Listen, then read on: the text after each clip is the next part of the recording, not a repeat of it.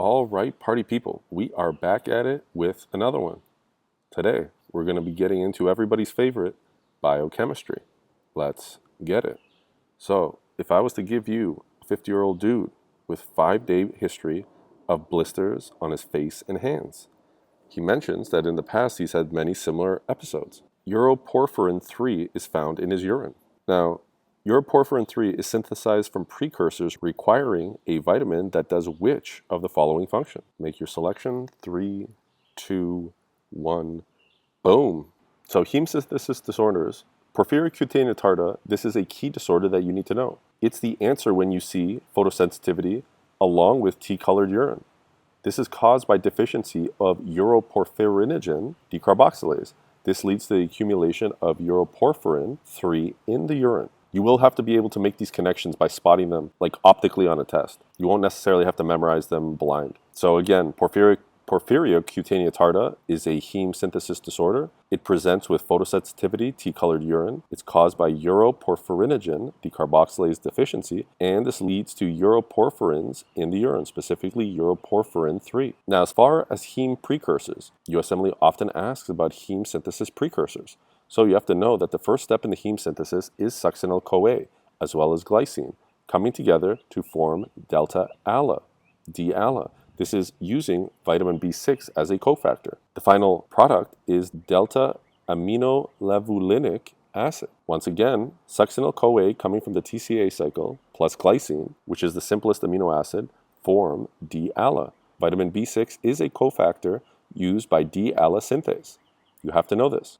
A deficiency in D-ALA synthase causes sideroblastic anemia.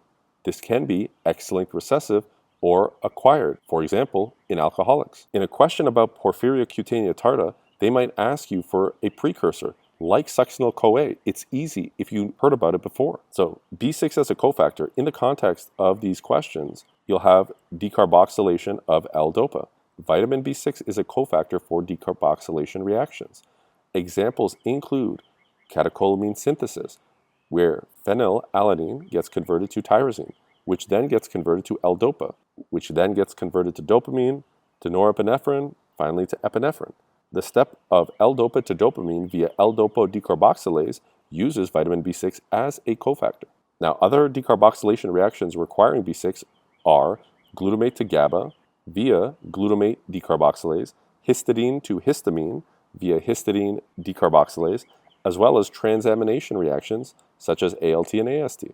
Now, as far as the other answer choices and why they are incorrect, starting with carboxylation of propionyl-CoA. This involves biotin, B7, not B6. This is key in odd-chain fatty acid metabolism. This is where propionyl-CoA is converted to methylmalonyl-CoA and in turn converted to succinyl-CoA with the addition of B12. You have to know that vitamin B7 is also a cofactor in acetyl-CoA carboxylase as well as pyruvate carboxylase. This is important in gluconeogenesis where pyruvate is converted into oxaloacetate. Next up, we're going to get into dehydrogenation of pyruvate. This is achieved by pyruvate dehydrogenase, and this requires vitamin B1. This is known as thiamine. Now, pyruvate, which is converted into acetyl-CoA, enters the TCA cycle. Thiamine, B1, is a cofactor for pyruvate dehydrogenase, alpha-ketoglutarate dehydrogenase, branched-chain ketoacid dehydrogenase, and transketolase. As far as methylation of DUMP, this involves folic acid, aka B9. In this case, DUMP gets converted to DTMP, where a methyl group is added via folate derivatives. It's important in pyrimidine synthesis. Moving on to methylation of homocysteine. This involves B12, cobalamin. Homocysteine plus methylated folate results in the conversion to methionine. B12 enables folate recycling and methyl transfer. Now, just in summary to wrap it up, as far as porphyria cutanea tarda, you need to know that photosensitivity as well as tea-colored urine are key findings. This is caused by uroporphyrinogen decarboxylase deficiency. USMLE loves to test heme synthesis precursors.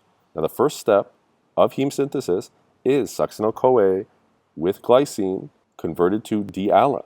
This is with vitamin B6 as a cofactor. Vitamin B6 is a cofactor in decarboxylation and transamination reactions. All right, that's it for this one. Go crush it.